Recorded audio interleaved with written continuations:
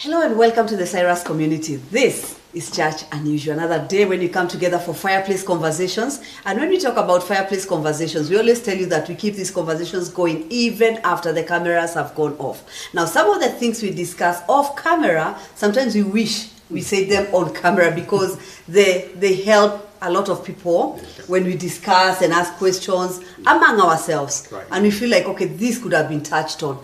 But remember, there's no scripting. I mean, like, there's no script. We just flow. Yes. We just say that on a Sunday morning, we are asking ourselves, if we were sitting together around a fire, what would we be talking about? Yep. We don't just sit and say, wait a minute, close your eyes, this is the time to say this. Yes, no, we just flow. Yeah. And that's what we do on a Sunday morning. We flow with what the Holy Spirit is telling us. Now, we've been talking about the prophetic, been talking about power, we've been talking about capacity, we've been talking about faith, we've been talking about all these things. And every time as we're talking, this is one day we will tell you, as much as your questions are there, as much as there are other things you're going to handle, today we are going to flow and see where this takes us. That's correct. All right? Yes. So, yes, I think it's very important for us to begin to understand that they're actually conversations. They're not lectures. No.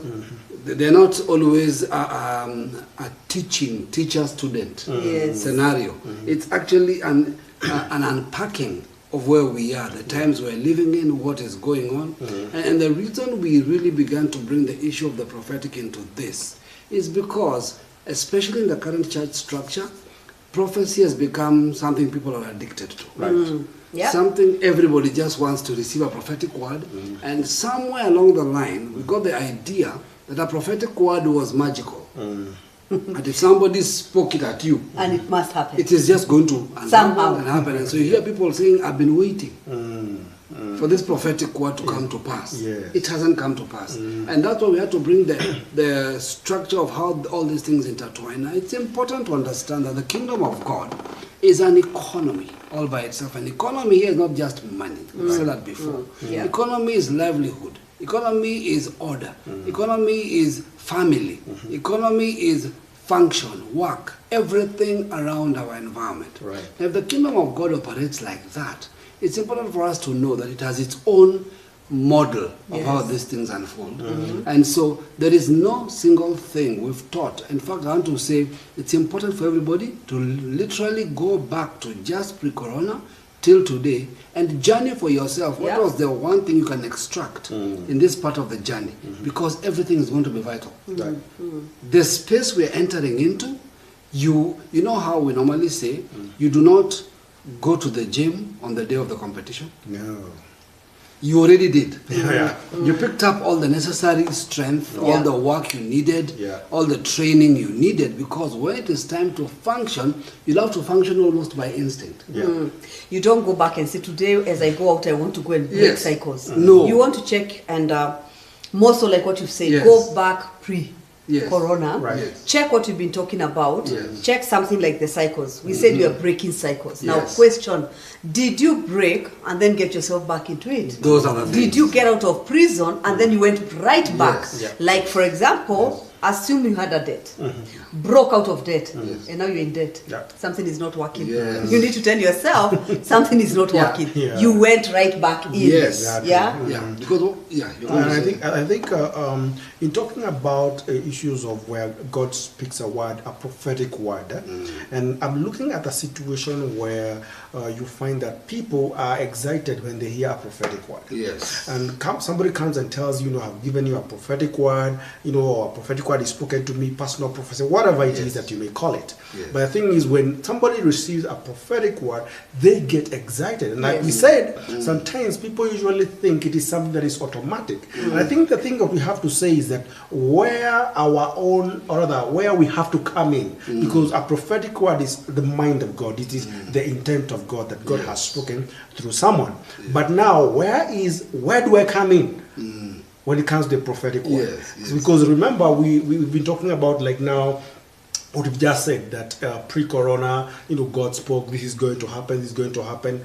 Where do I now come in as an individual? Before you answer that, There's something you put in the group. Yes. Last week we talked about the spectrum. Yes. And we said the many dimensions, the many different aspects. All right? And we said that you put that in the group. Yes. And you showed all those lights. Yes. Like these are the different aspects of your life. Now you've received a word here. We said that there are some prophets who are the declaration end. Yes. And then there are others on the manifestation. In between this spectrum we're talking about. Now this is the place of process. Yes. And the process here is not that I've received a word and now it's like, okay, God is just saying, learn how to manage your life and that's it. No. There are so many things that comes in between this declaration and the end. Now, problem is that many people don't have the internal capacity to go through a process. So halfway you give up, or halfway you feel like, okay, this is not what I was going for. I didn't sign up for this. I feel like, okay, let me go and wait for another prophetic word. You know, and they fall. So that is why we keep saying, some people say it's not coming to pass, it's not happening. Why? I don't have the power to hold on to the up to the other side. That's correct. Yeah? Well, a lot of issues come into play. First, because of a misunderstanding. A misunderstanding of what is a prophetic word. You know, we are so quick to ask for a prophetic word, but we've never asked, what is that? Yes. What is this thing called a prophetic word? Why is it even important? And how does it affect the things that God is planning in time? Yes. So I want to use some examples that could help us kind of think through this a little better. Let me use the example of a soccer match. All right? Yes. So the coach says we'll have a soccer match on Monday. So let's assume that's a prophetic word. All right?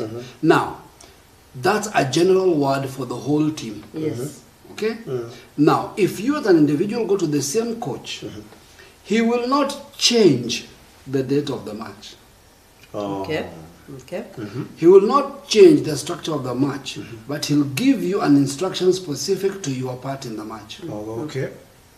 So if you're the goalkeeper, he'll tell you what to focus on as part of the match. If you're the striker, if you're the one who will start in the game, if you're the one who will start in the bench, he will also create a program for you to train according to the position you will take. Yes. And when that day comes, everybody will be going for the same thing, the match. Yeah. But everybody will be applying a different skill within that match. And that's how we need to understand how prophecy unfolds. Prophecy unfolds in that when we say there's going to be a match, nobody should assume the match is about them. You know, that reminds me of something that we said last time, that nobody should think that a personal prophecy is really about them. No, it's not. It's not about them. The part No. that was spoken to you personally Yes. doesn't mean that it is necessarily for you alone, excluding everybody else. Exactly. Yes. So imagine if you're the striker and you miss to score the penalty. How many people are affected? Everybody. Even though you're the only one Yes. who's taking the shot. Right. But you're taking it on behalf of the entire team. So look at this team. Yes. We already come in for the match Yes. on Monday. Yes. All right? Yeah. Now, we do not come with premeditated ideas of how we are going to play. Exactly. I cannot come with my own premeditated ideas. You come with yours. Notice how we all have to come Yes. together and say, okay, wait, where are we going?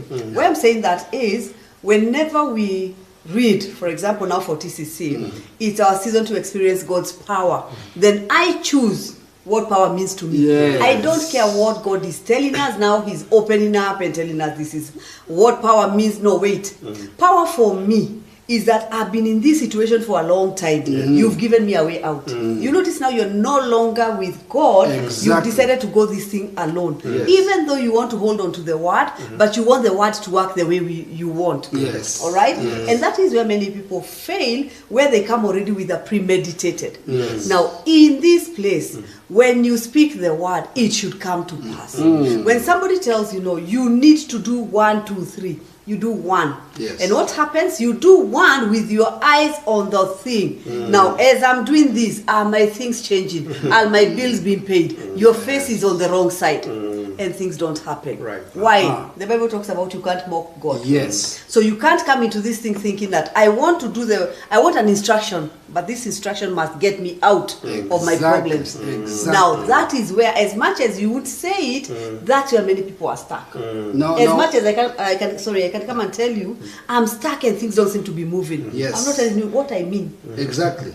My bills are not getting And paid. you see, what people don't understand, yes, in a sense, if you cooperate, it's a better word. If you cooperate with where God is taking you in a particular word, it is more or less, we could almost say it's guaranteed that your issues will end. But your issues do not end as a priority for the word to be fulfilled. The word gets fulfilled, then your issues end. You see, where we have it wrong is this.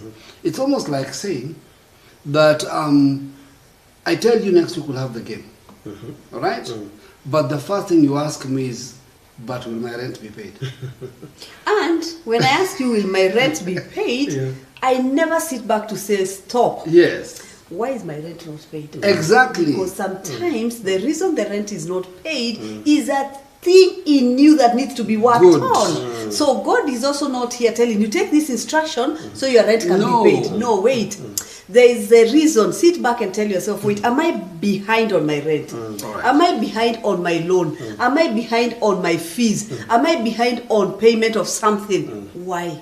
You don't just get behind. I'm just looking at that whole example, and especially the example of the team. Yes. Now everybody comes to the team with one purpose. We want to win, or we want to, win the tournament. Yes. But now, out of that, that's the overall understanding of everybody. Yes. That is our goal. That's our target. Yes. However, everybody has their own part to play. Yes. And that is, I don't know, is that the way you're That's saying? the idea. Yes. And in fact, how it works is this. Think of it this way, that majority of the issues that you think are a problem are issues of being wrongly located. So, when the instruction comes, it is to correct your location. Not to sort your problem. Now, whenever we say that, people think we are saying our situation should not be solved. No, we are saying if you relocate, your situation will be resolved. Your present problem is a sign of being dislocated. There's something that needs There's to be something that's aligned. not in place. So when God shows up, this is how God does it. God is aware that when His word comes to correct and order everything. Now, I was sharing with somebody, I think yesterday, the meaning of the word shalom. You see, we've always thought of shalom as peace. Peace, yeah. We've never seen shalom as its actual meaning, order.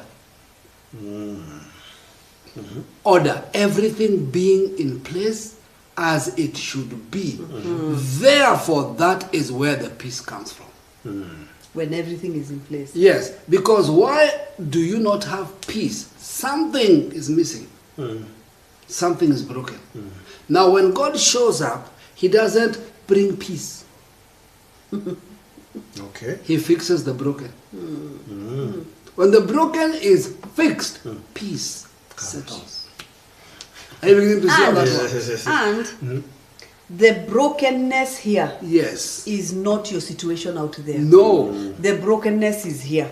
If I don't see myself as somebody who can go through a situation, that's brokenness. If I don't see myself as worthy of receiving something, that's brokenness. Yes. If I don't see myself as able to do something, that's brokenness. So this is what is being addressed. Sometimes when we say that there can be a situation out here and it is messy, but you're have shalom. What does that mean? Order came. Yes. Internal order will bring order out here. Always. But there are many people who want order out here, but internally you have not solved yourself. Because can you imagine if you're this person who just panics at anything and you're so panicky on this and this and that? This situation causes panic. God says, okay, let me tell you. Every time you see this, internally you get broken. I need to sort this so that when you look at this situation, you're no longer panicking. You're now looking at it and saying, wait, You've noticed a statement we always make, how would Jesus do this? Yes. How What would God Jesus do? What would Jesus do? I think You know? I think the aspect of being made whole, where the situation that is external or outside of you is not okay. Yes. Then we've not learned to look at the incorrectness of that situation. Is because of the incorrectness inside of me. And therefore, if this is fixed, then that will be fixed. Yes. Now that brings me now to the other thing. Does it mean then that if, for example, say I am fixed, is it always the case where that the situation has to be fixed? Because I have seen situations like let's just talk about Paul. Yes. Paul is sailing to Rome. Yes. Now, on his way to Rome, Yes. he has a shipwreck. Yes. Everything is lost and everything. Yes. You know that the situation becomes even worse. Yes. But Paul says, "Don't worry. Yeah. I mean, we'll make it. We'll make it. The outcome is going to be fine. No life will be lost." Exactly. If you look at Jesus, Yes. on the night he was betrayed, and then he was crucified. All right. When you see him being betrayed, the situation looks bad. Oh yeah. What about when you see him on the cross? It has gotten worse. What What about when you see him being removed from the cross to be taken to the tomb? You think it's over, and God is telling you, listen, listen, it's just getting better. Yeah. So there are some situations that we feel that, wait, because the situation looks like it died, it's almost like there's no hope. Until we learn how to say, there are some situations in your life that need to die. Oh yeah. Now that's what many people can't face. Exactly. Let's take something and try. I'm trying to look for a way to show you that many situations are perspectives. Yes. Right. Your present internal state is what perceives the situation to be what it is. Oh wow. Okay? Now let's take dates. We've been talking about Kairos And Chronos, yeah. Chronos. Now, if today you had 5 days to pay a debt, what would you like to do to the days? Stretch. Exactly. Stretch them. If you had 5 days to be paid, what would you like to do to the days? Oh, you compress them. Compress. Let it rapid fight. Nothing wrong with the days are exactly the days. It is our perception. It is your perception and your situation that gives the days or the environment or the situation meaning or power. Oh my goodness. I think that is so Hopelessness powerful. or Yes. You know, hopefulness. Yes. I wish we can be able to capture that, because then if that is, the issue is my perception. Yes. That the situation may not necessarily change, but it is my perception about that situation. Exactly. That changes. Because time, like money, can be your master or your slave. Yet, in itself, it has not changed. It is your situation, your internal structure that changes. Right. All right? For example, a minute, 3 minutes is very short if you're trying to achieve something. 3 minutes is very long if you're trying to hold your breath. Yeah.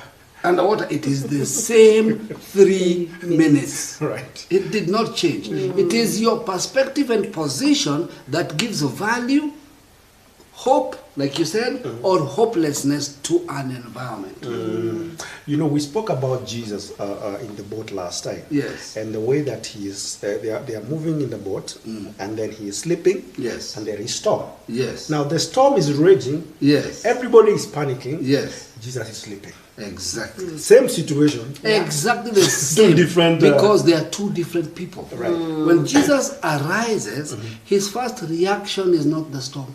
Yes. His reaction is their faith. Oh, ye. Isn't that interesting? Oh, yeah. Oh, ye of little? Faith. So the storm is not the problem. It's your positioning and understanding the storm that is the problem. Right. So I will show you where you should have grown to. Shalom. Order. Bring order to the storm. Don't let the storm bring disorder to you. To you. That's powerful. You see, when you talk about Jesus again, he was told, Yes. Lazarus is sick. And he stayed 4 days. Yes. Now, the person telling him is in a hurry. Yeah. It's almost like, come quickly before it gets worse. Yes. And Jesus is looking and saying, listen, that's what we are calling power of time. You think the more time he stays like this, the worse the situation. I want to Exactly. show you time has no power. He Yes. stays longer. Yes. Now, by the time he's coming, the guy is dead. Yes. Now, if you're there and you're saying, wait, this is the creator.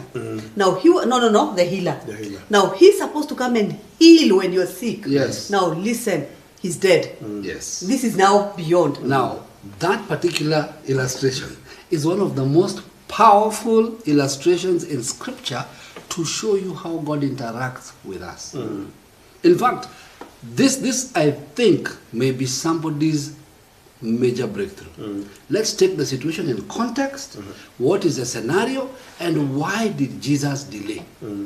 Because that's what we always ask. Yes. God delays. Yes. Why does he delay? Here's the story. We know Lazarus is sick. Okay? Yes. And Jesus delays. Now that sounds wrong. You've just been told, in fact, this is how he was told. Lazarus, your friend. Yes. The one you In other love. words, the one whom you love Yes. is sick. Yeah. And Jesus continues doing what he's doing. We're not even told what he was doing. All He right? continues. He continues doing it. He comes after Lazarus has died. Yeah. He shows up, and the people who know him well, Lazarus' sisters, now accuse him. Master, because it doesn't sound like an accusation, but this is what it is. Yeah. Master, if you had come earlier, my brother would have lived. Yeah. Now, can you imagine what that means? My brother would have lived. So, here's the situation. Jesus, it is your fault that my brother has died. Yes. If you had come earlier, isn't that what we all feel? Yeah. If the prophetic word had come, My situation would be better. if this thing God promised had happened, I would not be in debt. Now, Jesus is very interesting. He says to them, he jumps. I like how God talks to us. He jumps ahead. He doesn't even answer. Yeah. He says, your brother shall live. Okay, stop. Listen, he's been dead for 4 days. Not 3. Yeah. 4. So what do? They decide to interpret for Jesus what he is saying. We know in the resurrection. Is that not us? That's in the future. We are Is that giving it not us? a date. Yeah. I know I'll get out of this situation. Yeah. I In know. a day. Jesus said you don't get it. Not in a day. I am the resurrection Right. and the life. So what Jesus was doing, and this is what I was saying, if you get this, you'll shift to something else. There are situations God allows to continue in your life to introduce to you a dimension of him you have never seen. Ask me. A dimension you know nothing about. Yes. Because the only dimension of God they knew of Jesus was the Was healer. the healer. So they made a demand on the dimension they know. Sometimes that's the problem with our prayer. I'm thinking about the example of the children of Israel in Yes. the wilderness. Yes. Now they have come out of Egypt. They are on their way to the promised land. Yes. Now in Egypt, they cry out for water. Yes. And then God gives them water. In other words, every single miracle that God did to them Yes. was to introduce or to let them see Another a different Another dimension of himself. dimension of himself. And like Right. you're saying, when you come to this place of saying, now, I know him as a healer. Yes. Now, this is resurrection Yes. and life. Now, there are times my situation needs Jesus, the one who pays rent. Yes. Now he says, I'm not paying. No, I want to take another Because I life. want to show you another level, another Yes. dimension where I make you you don't cry out. You become the one Thank who. you. And that situation, let me tell you, it's almost like TCC. Yes. We sound like these people who are always telling you, God will always take you through the hard part. Okay, Yes. when they left Egypt to the wilderness, God said, do not take them through this one. Yes. It's easier. Yeah. But if they meet any opposition, Oh, yeah. they'll come back. Yes. Now, sometimes that's what God is doing to you. That He's telling you, listen, this way of getting you out of rent, if I do this and you meet it again, you'll fall back. Exactly. Your mind goes back to your default. Yes. God is saying, I want to delete the default because I don't want you to find your way back to this Exactly. situation. I'm giving you a new. Now, there are times when God tells you, we're in the season to experience the power. Yeah. And you've heard me say that you must always have something Yes. that God uses. Meaning, you tell yourself, wait, Do I even need a prophetic word to know I should be in business? I don't need. So I get into business. Yeah. Now, in this place, I'm getting into business. You're like, okay, wait, where is the money? God is not coming through with the money. I'm not finding this. And you guys were telling me it's the season. Yeah. I should be engaging with this. Now, in that place is what we are simply saying, that if you find yourself in this hard place, don't judge the situation. Don't judge the word. Sit back and say, Shalom. Let me have Shalom inside so that I may be able to interpret this situation properly. Why? I've come from Babylon. I know that to start a business, I need to borrow, I need to do this, I need to be given, I need a capital, I need this. God is telling you, okay, remember, it is your season to experience the power. Maybe the way you start a business is different in this season. Now, have you listened? Why am I saying that? I'm also in that same situation. I'm doing different things, yes. But there is one I find myself like, okay, this one, I need to ask questions. Now, I've reached a place where I don't fight. Instead, I pull back. And I say, okay, let's watch this. I need to hear God on this one. Right. But you know what? Internally, I'm at peace. So that when you're at peace, you can hear God. When there's commotion internally, your mind is all over the place, you can't hear the voice of God. Correct. So for us, we pull back and say, watch this one. Let me explain something. In major transitions in God, there will be many micro adjustments. Listen carefully. In major transitions, in other words, it's a major change in your life, there will be many, not a few, micro adjustments. Right. Why? Because you're taking steps and following directions that are new to you. So there is room for error. There is room for a misstep. There is room for adjustment, because God is not as concerned about how accurately you're moving, but how sensitively you're moving. Say that again and explain. And explain it. See, we come from formulas. Yes. So when we are told to change something, we want the new formula. So when I tell you, now let's cook, you already have a setup in your mind. Now I say, let's bake, you already have a setup. God is saying, stop. When I say, let's bake, you ask what? How?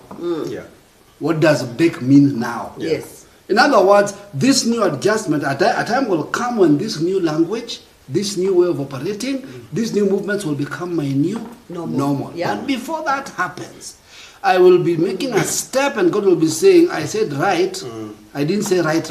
You did right. I think there's something that usually makes people get stuck, or even fear. Yes. And one of the things is the fear of making mistakes. Exactly. Because we've not yet learned, like you said, there's a statement you just said that is very powerful. That he's not really so much into, hey, where you've gotten off there, I need to punish you because of that. There is that fear of, I don't want to make a mistake. And in most of the cases, you find that people get stuck because they want to every single thing and every single step they are taking, God has to speak into it. And that is because of a fear of making mistakes. So let's go back to something. That when God speaks to you and says, do this, the minute you start, the enemy tries of course, to bring resistance. opposition. We always say that persecution comes for the sake of the word. Now, even though you have a prophetic word, when you see opposition, question, how do you handle? How you handle determines how you go to the next level. Because if I see opposition and my first reaction is negativity, instead of going into the word, God tells you, my friend, there's something you need to learn. Because where I'm taking you, God is not just paying your bills. God is not just feeding you, unless you're in the wilderness for 40 years waiting for you to die. True. If you're going into the promised land, God tells you, you can't go like this. I need to adjust something. So you come to this place where you're like, wait, God told me to do this. Now it's not this. Now see how things are going. The minute you talk, it reveals internally where you are. The negativity that comes out tells you need another lap in the wilderness. You need to remove that. So the journey with God, even though we are going to get there, we are going there, but we see changes. I mean, most of you know, my famous blue things. Yeah. I've not mentioned them in a while, but my famous blue things. Yes. I keep telling you in the group, the testimony that is coming with the blue thing is still doing press-ups. That's the only way I can say. Because for me, it's like, wait, I thought we are going this way, and I'm so excited about this.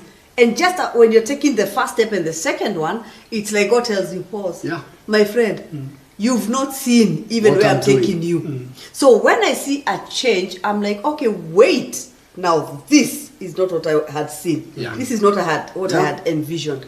And it takes a new twist. Yeah. But where it has reached now is a place where I can say, I reached a place where I said, okay, Lord, teach me how to sit. Exactly. Teach me how to sit and just allow you to be. So when we say, let go and let God, for me it's not a nice statement. It sounds so nice, like like you should tweet it. Yes. Let go and let God. No. For me, I reached a place where it's a reality, where I had to say, wait, these things, where it started, by then it was not me. Where it has reached cannot be me at all. Yeah. So what do? Let God be. Yeah, but what I'm seeing every day. Yeah. Yes, there are two words that become very important now. Susan likes using them. She hasn't used them in a long time. And then they sound like a tongue twister, but they are both very serious. In a place where God works with you, where he asks you to do two things. Don't crowd me and don't cloud me. Yeah. Don't crowd me means give me space to maneuver. Yes. Don't cloud me means don't block my path with you. What does that mean?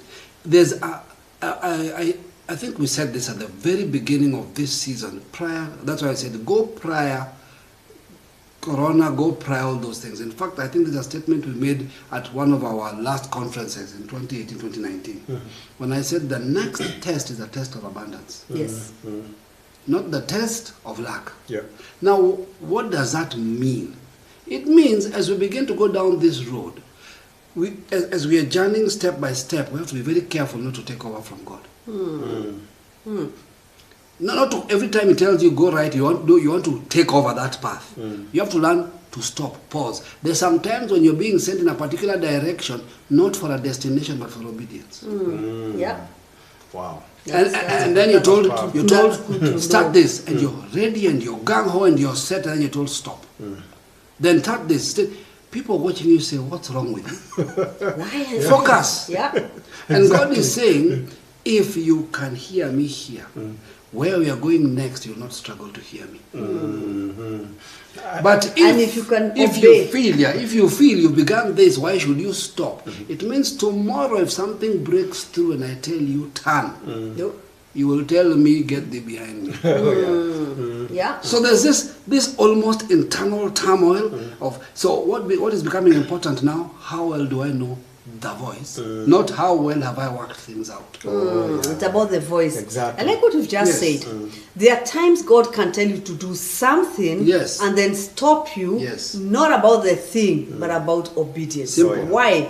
Because remember, we are surrounded by eyes. Yes. My parents, my friends, Yes. my workmates, my this, my neighbors. So what will people say when they see me packing my things and on my way to the airport and then I'm back? Yes. What will people say? Some people would rather go and look for a place to stay somewhere for just 3 go. days just to come back like I look. Why? Because I have fear of people. What will people say? So there are things God tells us to do, and then when we stop, we don't ask God, then why did you tell me? No. We say, what were you teaching me? What have I learned? And that's why we say also that when you are walking with God, always have a pen and paper. Yeah. That means in your mind, you're recording what is happening. You're noting down to see this is what Now, when you have things happening around you, bills piling, do you have time for pen and paper? No. I mean, you're like, wait. But you know what? It's time we learned how to have a pen and paper mentality. Right. That every time I'm walking with God, when things seem to be going wrong, I don't look at the thing. I look and say, Lord, wait, what am I learning in this? Why? You become a student. On a daily basis, you see situations that you're like, I've learned how to see things, and I'm like, that one doesn't worry me. I think we need to learn and to understand that God is in control. Because sometimes we behave as though God is not even aware that we are going through certain things. It's almost like we are going to God and telling him, can't you see what I'm going through? You are forgetting, in real sense, he is very much aware of what Yes. In fact, he could have been the one who could have taken you through that journey. And the focus is changing you. The focus is adjusting you. I think this season I'm hearing a lot of you're being changed. Yes. No, You're being changed. Yeah, this is the reality. We began speaking about it on Wednesday. Yeah. The you being prophesied to is not the you who will arrive in the prophecy. But you will Let's get that arrive. right. You will arrive. Can we say you will arrive? You will arrive. But when you arrive, it's funny, the way you are seeing things at this end and the way you see it at that end, something has happened to you. See, the way God speaks is so interesting. God, okay, let me bring something to us. When God gives a prophet a word, the prophet calls it a word from the Lord. We call it prophecy. To God, it's not a prophecy. To God, it's a reality. It's a reality. Right. He's spoken his intent for a particular window of life. Yes. To us, it is in our future, therefore, it is a prophecy. But for us to arrive at that prophecy, it carries within itself the necessary changes to arrive there. Like we were talking earlier, Yes. and saying that Joseph is the best to explain. Yes. And that's why we keep going back to Joseph. We know other people in the Bible. All right? We only Joseph were aware. Some people know somebody else. Yes. But his story Yes. tells you exactly what we are saying. That imagine you're in a pit. And you're praying and you're saying, you know what, I have a prophetic word, I have a word, I have an instruction, Yes. I know what God has told me, and you're in a pit. Yes. When you come out, you know what you say? Breakthrough. Yeah. Things are good, things are happening, now out. and then just a minute you're like, okay, wait. Sold me to slavery. Slavery. I've just entered another. Yeah. But for a brief moment, you thought things have just changed. Right. Yet God is telling you, yes, they have. You know what just happened? You just got closer to where I'm taking you. So when you're in the situation, when you're Joseph, now you're walking with these strangers. And you're looking back and like, okay, wait, those brothers have gone. They have given me to this whole new lot of people. How can this? How do I start settling here? Listen, my prophetic word, my father, my mother, and my brothers always bow to me. I'm going away from them. Where will they bow to me? Exactly. Where's the connection? Where's the connection? This guy goes and reaches another place and he's like, you know what? I've gotten to know people now. We know each other. The slaves, we know each other. Now we're in a market. Now we're just, and here you're being fed. Yes. You know, I mean, you take care of the slave. You don't sell malnourished slave. Yeah. So you see like things are happening. All right? But now you're under another. Remember, when you're talking about a slave, you're not talking about one who has been carried with chains and ABCD. No. A slave, you're saying you have a master. You're working under another. And you thought, wait, God told me I'll have my own business. I'll do my own thing. And you're saying, okay, wait, now where am I? This same place, when you feel like, wow, I'm now getting a breakthrough. But Yes. the guy who buys you, when you go to his house, you're like, well, it's better than a pit. At least I have a room. At least you can see things changing, but only if you're sensitive. And then you get on your best behavior so he can like so you. that he can like you. You do things correct. Yes. And then he sells you out for something you didn't do. Yeah. To you, why is this happening to me? I learned to ask a different question. Why not me? And for these things to be happening, it means I have the capacity Yes. to do this. Oh, yeah. Yes. Now, Who when else? you find yourself in prison, now in prison is where many people give up. Oh, yeah. Why? Prison, form and function is always a place of limitation. Yeah. This place where you cannot move, where you can see but you cannot get there, where you can see but you cannot receive, where you know God has spoken, God has said this, but I don't seem to get those things. I can't touch them. I'm in a place where I am blocked. It's almost like I am in this place where I cannot stretch far enough. Yes. Right. All right. Yet you're saying in this place, you know what? I have sight. That's the one thing you have in prison. You can see far. You can see what God has said. You can, that one you have not lost. Yeah. But you cannot. You don't seem like you can be able to get it. Yeah. And God says, if only you can trust me in this process Yeah. and see how I get you Prison out has of a here. special technology. And you need to understand the context in which Joseph was in prison. Joseph is in prison, yet prison is the place of his divine connection to his prophetic journey. Right. It is in prison that he's required to be at that time. Yes. So that his gift can begin to function. You know, you're reminding me of people where sometimes we usually get ourselves out of the environment where we're supposed to be functioning and where the prophetic word is supposed to happen to find you, just because it is uncomfortable to us. What if you're in prison, like Joseph? Yes. And then you tell yourself, wait, here, I don't think this is God. You know what? Let me bribe the warden to get me out. Yeah. Where are you going? Prison out break. of the purposes of Now, God. now let me show you. Joseph tried it. And this is how it works. Think carefully. Joseph has one gift. He used to have dreams. And he used to interpret them. And they're all about who? Himself. Problems of prison. By the time you're in prison, self should have left. For the prophetic word to unfold. I told you personal prophecy is not about you. As long as it's about you, it's going to delay you. Right. So when it arrives, something strange happens. Fellow prisoners have dreams. What is God beginning to activate? Most of us think Joseph's gift. No, God is checking Joseph. Is he ready? So he gets a dream and he interprets the dreams perfectly. But caveat, when you get to Pharaoh, tell him I am unfairly in prison. You're trying to get your way out. In fact, at that time, Joseph's greatest dream was to be returned home. So, look at yourself now in this prison. When you get a connection, do you know someone who can help me get this business? Because I'm trying to get it out of the ground, I can't. Do you know someone who can help me? And God is telling you, don't. In fact, I've seen even situations where people think, you know, I have capacity to do that, but somebody else is doing it, and I'm watching them doing it, and I'm wondering, I can do better than that. I'm the one who should be doing it. Exactly. Yet you're still in prison. So he said, please go. And the guy said, the way you've taken care of us, how can I forget? They went and forgot about him. For 2 years.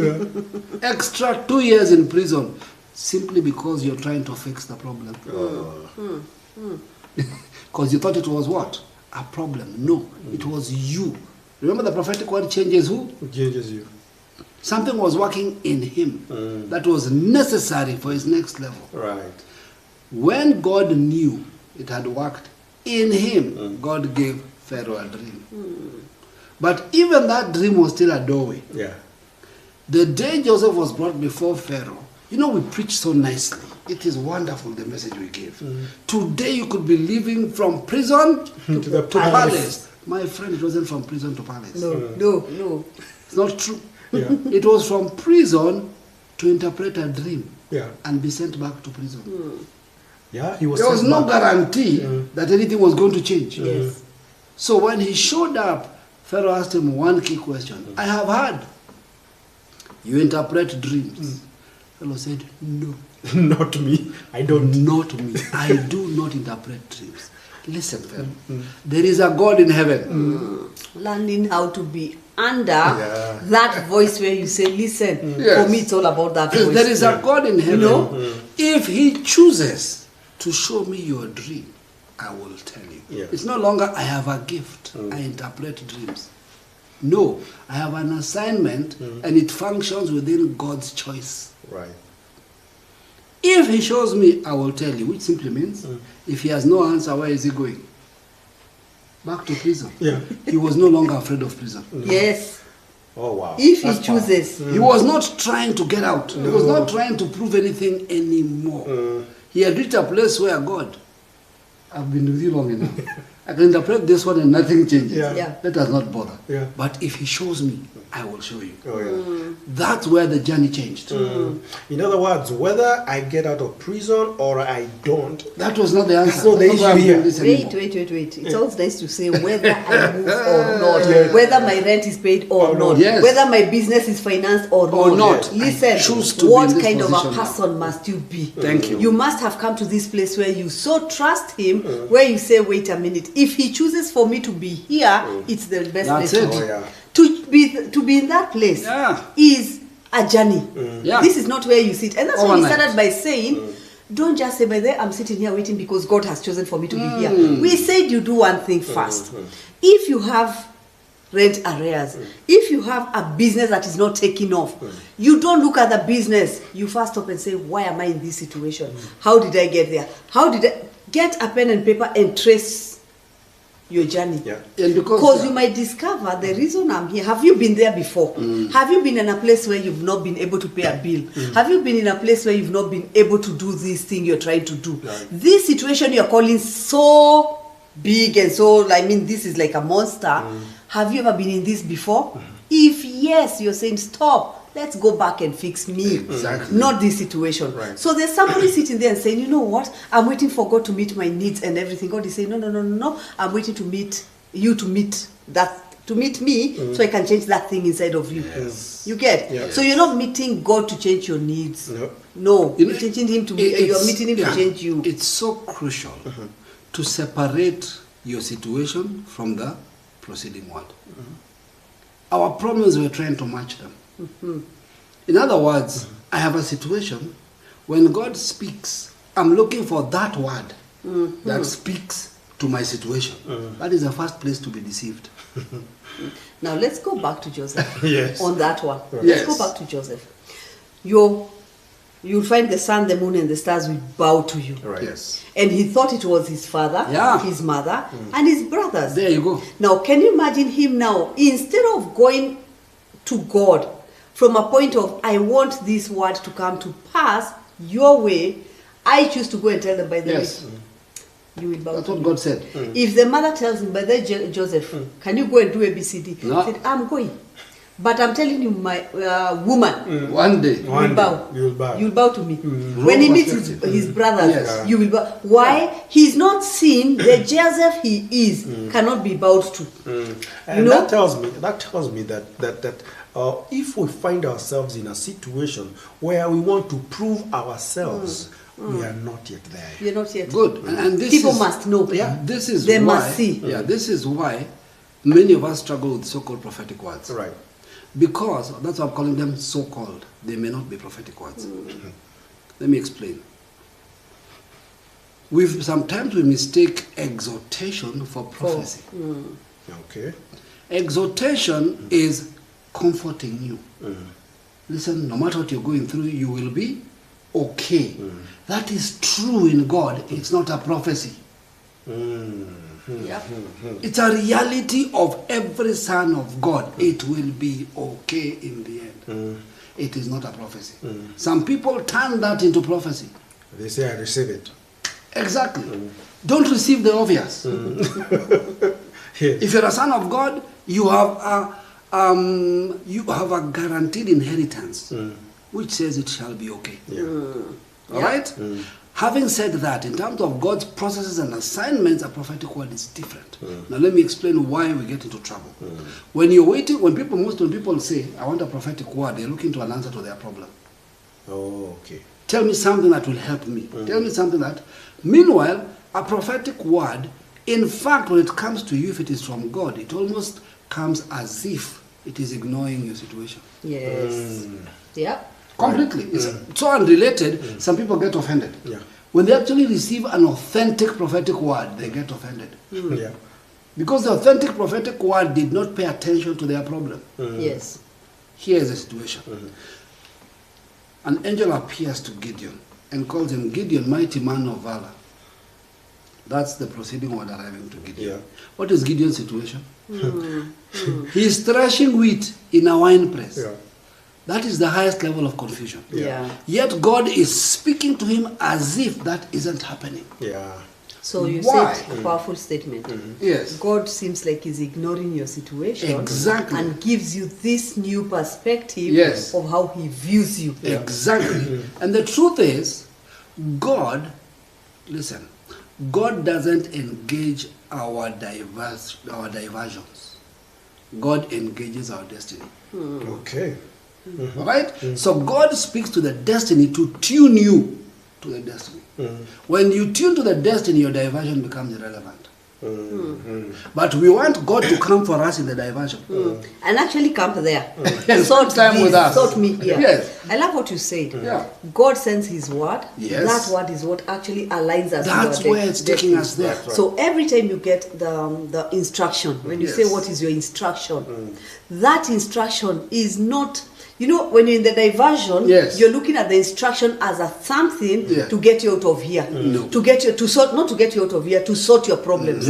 Many people don't want to move away from where they are. They just The want one it situation, sorted. you sort out my rent. Right. You sort out, I'm okay where I am. The word is supposed to get you out of where you are to where you ought to be. Instead, we are saying, in this place where I'm not supposed to be, Yes. sort out these issues. Yes. So, when we say the word is supposed to align you with God or with your destiny, many people feel like, no, why don't you just sort me out here? Why? I've not seen the destiny. I've not seen that thing you're Exactly. talking about. Yeah. I've not seen that greatness you're talking about. When you say there's power, I'm only seeing that statement you're making, but I've not seen something inside. It has not formed images in me that are powerful enough to draw me to that destiny. You know, there's a statement we make. Human beings, especially Christians, we create some powerful statements that have no connection with the statement we actually say. We usually say, let God be true and every man a liar. What we normally mean is God is speaking the truth and you are speaking to me a lie. We forget I am the every man. So it means when God speaks, what he says is true. Whatever I'm going through is a lie.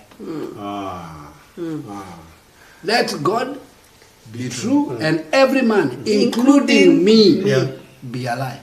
Simply means if what God is saying and what I am are different, I am the lie. And I'm willing. I am willing to adjust. adjust to the truth. Yes. That's what that statement should actually So when mean. you look at our situations, when you see where we are, Yes. you look at your life and say, wait, I'm trying to open this business. Yes. This business doesn't seem like it's going anywhere. Yes. All right? Yes. Now, my perspective is the lie. My perspective is the Absolutely. lie. So I listen to what God is saying, and God says, listen, I've said it's season to create, to experience my power. In that season, you're opening a business. Yes. That is the truth. Oh, yeah. Yes. So no matter what I'm seeing here, what am I supposed to speak? What am I supposed to declare? What am I supposed to be proclaiming every time? Right. I'm looking at it and saying, I believe the report of the Lord. That's the one I'll walk by. And I think now that you've mentioned the issue of creating power, then I think it would be good if we are able to explain, and especially in that whole statement, if I may repeat it, that we are in a season of receiving power to create wealth. Many people, they usually focus on the wealth part of it, where, okay, God has said, okay, it's time to receive power to create wealth, then we are off going to do stuff. However, we are missing that one component, and that is the issue of power. And I think it's important we speak into that, because there may be somebody who may be wondering, why are things not happening? Why am I going out and I'm not finding any favor that wherever I go? And the issue is we are missing something, and I think it's You important to remember, mention it. Yeah. there's a time we talked about you, the natural man, Right. and you, the spiritual man. And we say that many people, the spiritual man is dormant, not active, not alert in the spirit. Now, when God says, I'm giving you power to create wealth, God is spirit. So the power cannot be tangible out here, cannot be a stone, Right. cannot be something in a box, isn't it? That means I'm giving you power. That power I'm giving you when you express it externally. You understand? Because now somebody wants me to sit here and say, God, there's a business out there, give me power there. The power is here. And why? Because the minute we say that God's blessings addeth no sorrows, we are saying that with the power within you, it will not come with sorrows. You have to see how many scriptures are coming together. Yeah. So when we say God is giving us power is not something out there you're looking at, okay, wait, is there power there? No, power is here. He's giving you internally. But if his spirit and your flesh, where are you going to meet? Now, let me bring a perspective that I think may help us adjust our thinking. Remember Yes. where we began? Where we said that let God be true. Yeah. and let every man be a liar. Yes. Now, when God says to us, I'm giving you power to create wealth, Yeah. first of all, understand God is stating what should have been our norm. Yes. Had we not fallen. It should be normal for us to do well. It should be normal for us to increase. It should be normal for us to produce, to have capacity, to be generous, to grow, to live well. It should be normal. But because we have fallen, God is restoring to us what was always there. The power. That's what she says, your spirit man is being wakened up to who you really are. And that's what Galatians 4 is about. It says that a child is not different from a slave, even though he is owner of everything. And is put against tutors and mentors and governors and elements of this world. Interesting term. Meaning situations, circumstances, move until you access that dimension. Now when God says he's giving us the power, he's trying to bring us to our normal reality, but our struggle is we think he's trying to give us things. He's trying to give us what is normal to turn things into value. What should be our norm? Whatever comes into our hands is supposed to prosper. It's supposed to increase. We lost that. That's what he's restoring. Things are just things. Listen, a tree stump is just a tree stump, but if you have power, it can become an eagle. And you can add value and you can sell it for a lot of money. You've just made wealth. But where is the power? It is internal. Internal, and be able to turn that, seeing something no one sees in the material, that you can transform into something of value. Now let me ask a question. Now let me ask a question. This person who says, I'm waiting for God to give me power to create wealth. Now, have you gone beyond your bills? Because if somebody was to tell you now, Richie, can you tell us what you'll do with that wealth? Assume now you come and God has given you power, and the power God gives you will attract among many other things. You will increase. Question, for what? There is someone whose vision is bills paid. If only my bills can be paid, and then I can now be able to pay this and not have a problem with rent, me, I'm fine. That's not the vision we're talking about here. So some of the things we say, when you're having these conversations, we ask ourselves such questions. Wait, TCC, assume today you get this power, all right? And this power increases, it gives you capacity, and you create wealth. For what? Most people will get stuck on the rent. Oh, wait, I'll pay my rent for 1 year. Okay, I'll buy my own house. Okay, fine. What else?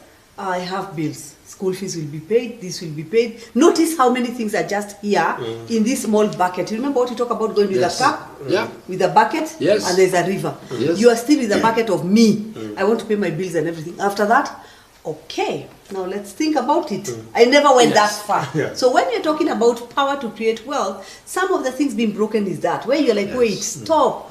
This parasite where you're here, you're thinking about this small. God is telling you, accommodate me, allow me to come in and break some of the things that are keeping you here. So it's a journey. It's been a journey. And let me bring a perspective into this. See, in our mind, God is out there. He gives us this power. We get wealth. 3 different distinct entities. There's an entity called God. There's an entity called me. There's an entity called wealth. And in this understanding, God shows up, gives me power, I get wealth. God, take a break. Now. Me and wealth, we're going to work out what needs to be done. You don't understand that in this dimension called power to get wealth is the same dimension that begins to understand why. And remains connected to the same God who will then show you what this is about. Can I give an example? Okay, finish that. I give an example. So you cannot step into this realm without an insight on what God is trying to achieve. So that wealth goes beyond just blessing you, but goes into fulfilling the purposes of God. Please be very careful with that term, purposes of God. Because that term, purposes of God, again, let's not put a spin on it. It doesn't mean purposes of church. purposes of denomination, purposes of my ministry, purposes of charity. No. Purposes of who? God. God is a king, he's a ruler. He has his own purposes. And as you grow in that economy, he begins to unpack those purposes. That's why we said earlier, he's still training you to hear him. Because if you don't know, if you're not sensitive, you will build your own purposes. And let me give an example here. When you talk about, these are conversations we have, so I'll keep telling him like what you have just said, because that's what we were talking earlier. And I mean, this is what we've been having, these are the discussions we've been having. And sometimes, when we talk about, for me, the blue things, everything we are telling you today, sometimes you have no words because you need someone to sit with you and tell you, let me give you an example. You see this blue thing? It started here. Okay? Right now, it has crossed the borders, but I can't give you the whole story on this broadcast. In the group, we'll talk. And that's why I keep telling you people, there's a press up happening somewhere. Why? Because I've reached a place where I'm sitting and I'm saying, guys, you don't understand. When it started, when God says, I'll give you the power, even me, if I tell you what I understood by the word power, I'm like, yeah, it sounds nice. It's a good thing. But as we journey with God, the shifts that we have, that we have gone through, the changes we've gone through, if you're around us, and I think like for him, he knows he's around us most of the time, we are talking and everything. In the morning, God is telling you, go left. In the afternoon is go right. And that's where we learned how to say it's not about go left or right, it's about obedience. Come into a place where you're like, I hear that voice. Right. And that's what I'm telling you, from a blue thing here and a blue thing that I can explain in a group, in the business unusual group, to a blue thing that right now we can't talk about. You have to wait. You have to wait. Why? This blue thing comes from here, and God unpacks here, and God unpacks here, and you're like, okay, wait, has this just crossed the borders? What just happened? So you understand when we are telling you, bear the process. Allow God to change you. Move with God, flow with Him. Don't be in this place where you're saying, okay, wait, are things ever going to happen? Listen, if only you can be observant in the spirit, you can tell for sure something is happening. Who I was here, the fears I had, the way I reacted to things, the way I saw things, I'm not the same person. But in the process of changing, when it comes to my business or it comes to this thing God told me to do, I can also see change. So we are not saying things will not happen until you change and become. God knows your man, He's God. He's not trying to make you God. And I think there are some dynamics that sometimes we miss in scripture. Let me talk about Jacob. Jacob is coming back from Laban. We know he has really done well. And in terms of natural material, God had given him a promise. God had told him, go, come back, and even said, if I go and return, I will bring you a tenth. Remember? Because at that time he was running, he had nothing. Now he had so increased, in fact, he was terrified of his brother. The Bible says he split his resources. He didn't want his brother to see everything that he had. And then we talk about when he wrestled with God, which is so interesting because that particular wrestling with God has some very strange connotations. The first connotation is that he's saying he will not let go until you bless me. I thought he was blessed. Then you have to really define what blessing is. Yes. And I will not let go of you until you bless me. And the Bible says, and he wrestled with God. And it says, before dawn, what happened? What was the blessing?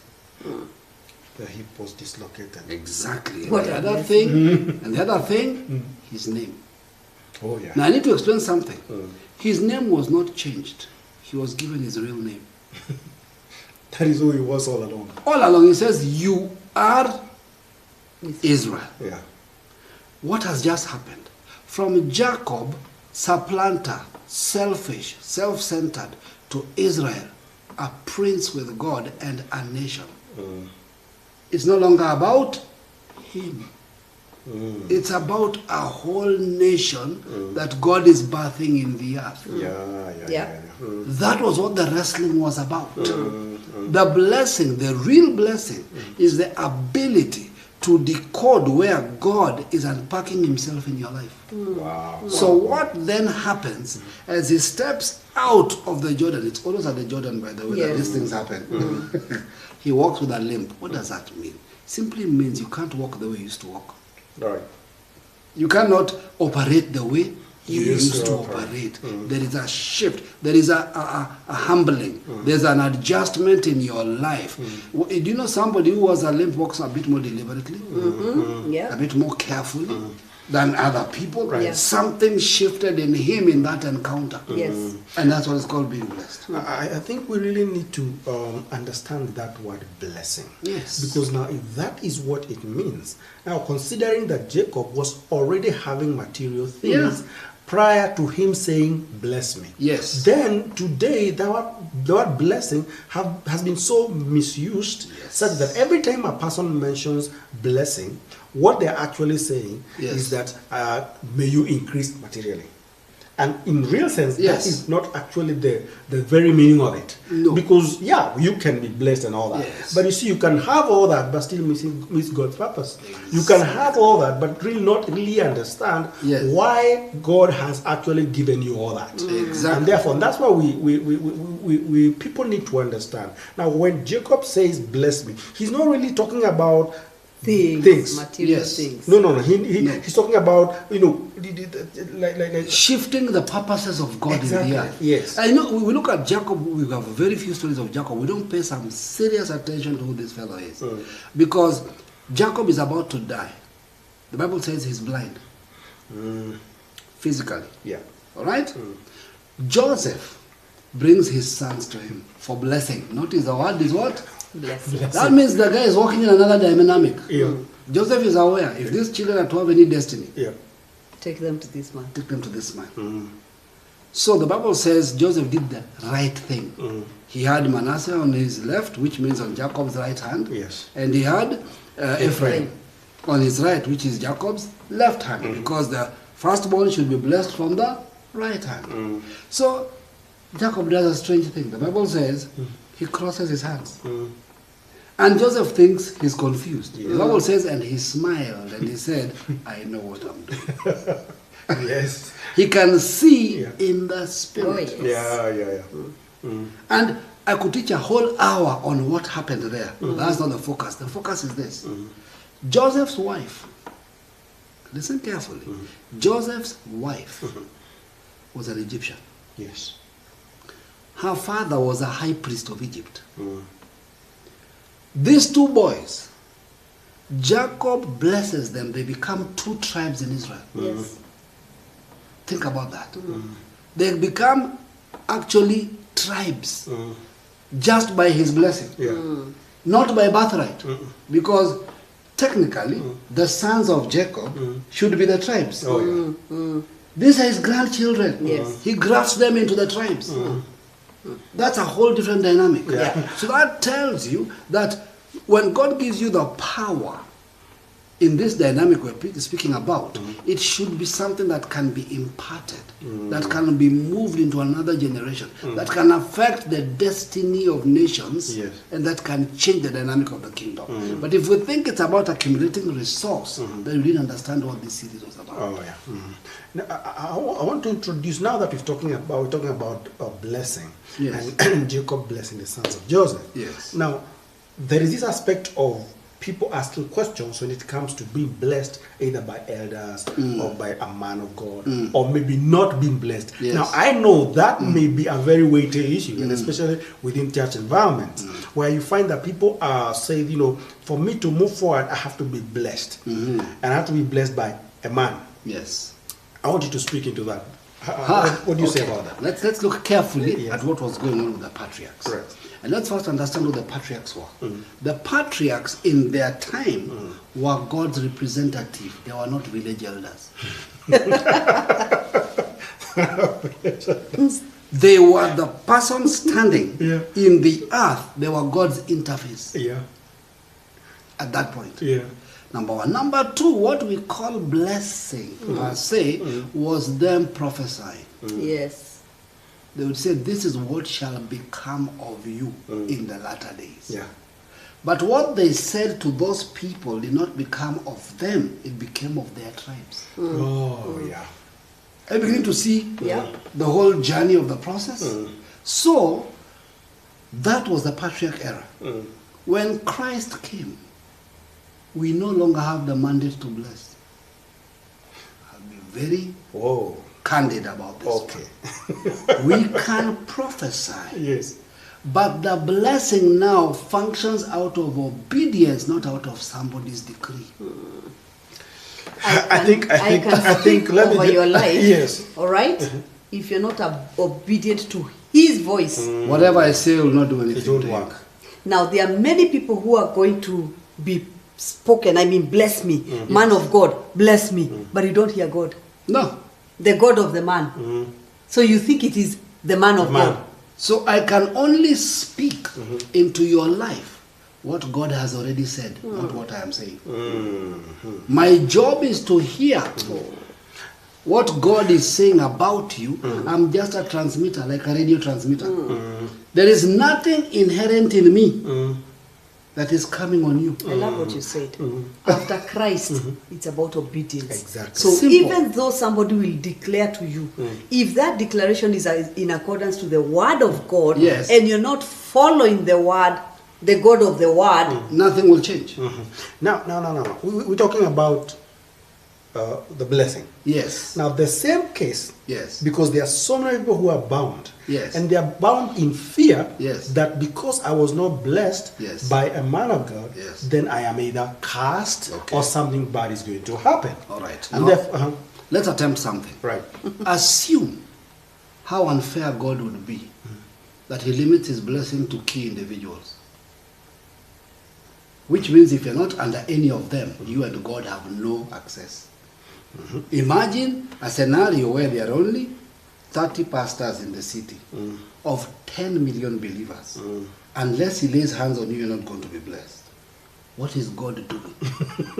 There is a problem right there. Yes. Now, there is a mentorship that a leader can bring into your life. Yes. The primary mentorship is to help you hear the voice of God. Right. All right? And as long as you hear that voice, you will walk in the blessing. yes. Because the blessing comes from the voice of God, not the voice of the man of God. Okay. Now, the man of God, in authenticity and in genuineness, can be the repeater, best word term for the word, of the voice of the of God. voice that God has already declared, because there's what God has said concerning you. When that man in all genuineness relays it to you, he's passing on to you what your father has said. Okay? That's what we normally call, he blessed me. And yes, there is an age in the spirit where that is required. You need it. It nurtures you, it journeys you. But there is a place where it should reach a place where you know that you are blessed. Because you are a son of God, not a spiritual son of a man. Right? Because there are people who are terrified of the reality that they are not the son of a man of God, but they don't have the confidence of being a son of God. There is a problem in that relationship. I'm more interested in being a son of a man than I am of the son of God. A son of God. So when I meet you, I'll ask you, who is your father? And the first thing we say is Bishop so-and-so, Apostle so-and-so. No one goes to wait. Who is your father? My father is God. I'm a son of God. That confidence you don't have. But I want to accept you based on who your father is. You get? So when you talk about blessing, and when we talk about increase and everything, now we are basing it on a man. There you go. And where do we get the doctrine of, I want to sow this seed to the man of God because I want to increase? You notice now you start getting wafted, twisted, and something is not right. Now let's put a balance. There is a place where someone can speak over your life. But do you know when they do that?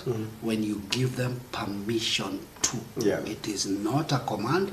It is not by order. It is not by design. It is by choice. Where you recognize that somebody has a certain dimension and access in God that could help you journey. And you submit by choice and say, listen, I'm in your environment. I want to grow in what you know. Please, if you see anything that would help me grow and build, I am here. Okay. Speak into it. I allow you to speak into my life. Understand the principle?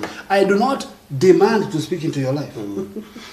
So that means there is no one Yes. who can hold people hostage just because he did not either authorize them, Yes. or he did not probably, they made some decisions that they didn't involve him, Yes. and as a result of that, then he is not going to bless them, or he's going to curse them. But for that matter. let's put something in perspective. Right. Jesus made a strange statement. He said, on the revelation that he's the Christ, he will build his ecclesia, Right. not the ecclesia. I'm going to be very careful with that term. There is an ecclesia that is what? His. That means there are many men that have ecclesia. So it was in the midst of other ecclesias. Yes. Now, if you are part of someone's ecclesia, then that's your structure. Right. Because it is their ministry, it is their rules, it is their order, it is how they govern. If you're part of that, then you have no option to operate by that order. But now, that does not mean we are saying don't be under any relationship. It simply means that if they've set the rules of the parameter of the environment that you choose to be a part of, then you will live by those rules. Yeah, right. But if it is a relationship, then there is no requirement for rules. Because God operates in families, not in command systems. That's very powerful. Because when I am a father, what happens? A genuine father can see, in fact, his desire. He gets frustrated when his sons are not reaching independence and maturity. Yep. He gets frustrated because that's where he wants them to go. But if he gets intimidated by their maturity, that is a problem. Yep.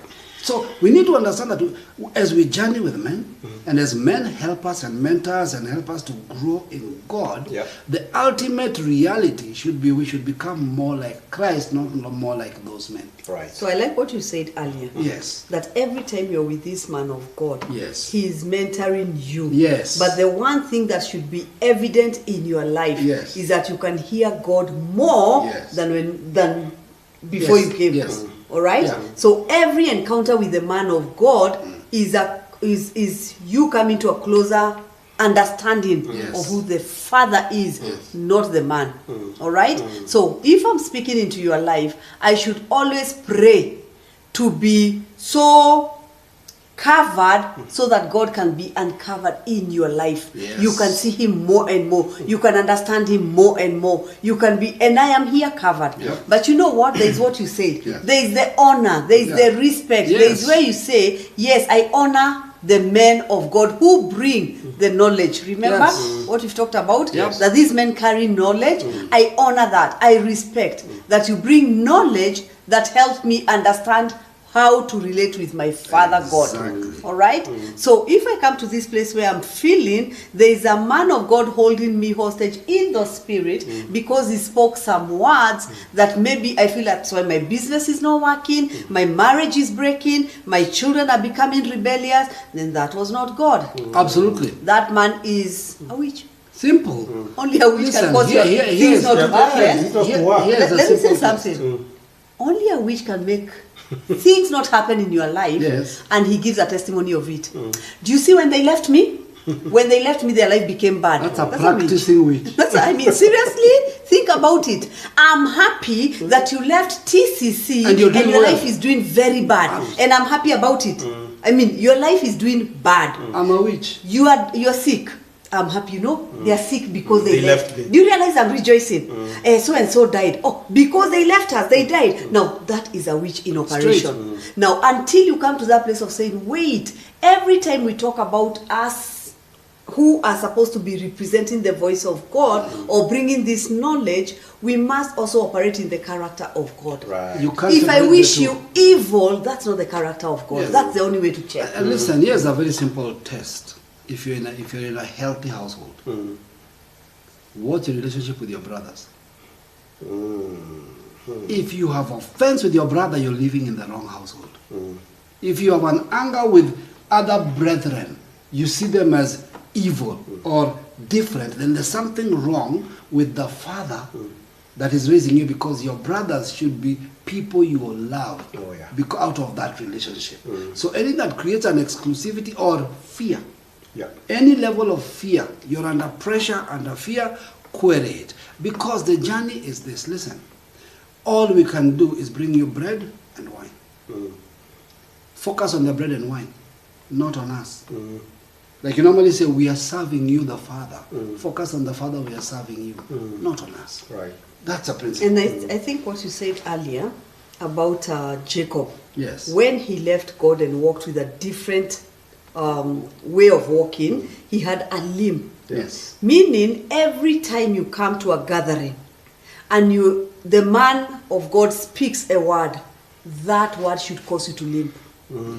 Because every time you encounter the word of God, it changes how you walk. Right. You walk with a limp. You walk different. What does it mean to walk with a limp? If I was walking this way before, I change how I see people. I love them more. Exactly. I change how I discuss people. I discuss them in a positive way. Right. If I used to do this, I change how I walk. And like you said, when you walk with a limp, in the midst of people who are walking what I may call normal, do you notice you stand out? Yes. Every time you change, will yes. always be obvious. Yes. So every time you encounter God, through the words of the man of God, the knowledge he's bringing, people around you should always pick you out. You're walking different. There's something different with you. So when we talk about blessing, that's the blessing. That's a blessing. That everywhere I am, I can be picked out. Do you realize it's possible to ask? There's a man who came here. He was limping. Did you see him? Why are you asking that? Not everybody was limping. Different. He was different. So you need to be the different person, because every time you encounter the word of God, it changes how you walk. I think for That's me, true. That's a very powerful concept, because what we are trying to do down the road is literally, if God comes to us as ministers, the most important success we have is that by the time you walked with us, you came close to us, you walked on, either you stayed or you left, your understanding of God increased. Your closeness with God increased. Your perspective of the kingdom increased. That is the correct journey. But if all that you increased in is knowledge of me, there is a problem. And if your joy was, I was with Percy, I went with Percy, if that's what makes your day, not I heard a word. You see, there are times when we sit, even us, we are sitting and we are like, wait, that is God. And there's a word, and that word we'll keep talking about it. We'll discuss, we'll expound, we'll break it, we'll decode, and that gives us joy. When you encounter the Father, if he doesn't bring joy to you, something is wrong. If your joy is, I was with the man of God. Guys, did you know, yesterday I was with Pastor, yesterday I was Bishop, yesterday I was with Apostle. That's not what brings joy to you. What brings joy to you is when I left Apostle, that word, I had something. There's something he ministered, there's something he spoke, and as I walked and I was meditating on it, not only did it bring joy, but you know what? I got light. I got more understanding of who the Father is and what I need to do. My Let's life have changed, and I changed someone. Parting shot? All right. I think this whole discussion has been very enlightening, and I think for me, the issue of God dealing with me is really booming in my heart. Where the whole issue of all kinds of things surrounding you, God is after you. Yes. God is after me. It is me that he wants to transform. It is me that he wants to change. And therefore, if I am transformed, then I have a different perspective to the situations around me. Yes, powerful. You know why it's so crucial for me to walk in a higher dimension of the power to create wealth and showcase what it is, so that more people believe they can. So that more people say it's doable, it's true, I can walk in it too. Yes. That should be the ultimate. That the more that walk in this, the more people begin to see the kingdom, the more people begin to believe this word to be true, the more people begin to experience it. That's what it's about. Right. The one thing we know, it is the season. And it is happening. So look at your situation and say, what is happening around me? Sometimes when you see something so small, or maybe what you see like it's insignificant, that could be the seed that is taking you to where you're supposed to go. So we are looking at our lives and you're saying, you know what, it's happening. It's happening. But by the time, like what you're saying, when it happens to us, it is not a word we spoke to you, then you come and give us a testimony. This is something we are walking in. Have to walk but in you know it. the good thing? Yes. It's working. Oh yes. It is. The God word is always true. the God we serve, Yes. when he speaks a word, it is real, it is true. But you know what? There is one statement we always repeat in this broadcast. Bear the process. Oh, yeah. Bear the process. Come to this place where you say, I am going to go through it. I want to come to this place where I rest. Where you come and find, this is not working. Instead of looking at it, I look up and I'm like, okay, Father, what are you saying to me now? I've learned how to hear his voice. I've learned how not to panic at every turn of events. Oh, yeah. Things might not go the way I want, but I know there's a way he wants it, and I always submit to that journey. Oh, yes. Powerful moment. Oh, and I think absolutely. we are happy. Guys, I think soon you'll hear me in the group. Oh, yeah. But if there's something I'm saying, Father, may this become the thing that you will teach people how to hear your voice and to walk with it. My blue things, those ones are something. I will not let go. That one, I will talk about it. And I know, because I know what God is doing. I can see where it has reached. And surely, I know everything I'm telling you, it is not a theory. It's not something we read. This is a reality. Oh, yeah. It's something we walk. Oh, yeah. What can we say? This is the point where we say, guys, keep it kingdom. Keep it pure. Keep it pure. God bless you. God bless you. Yeah.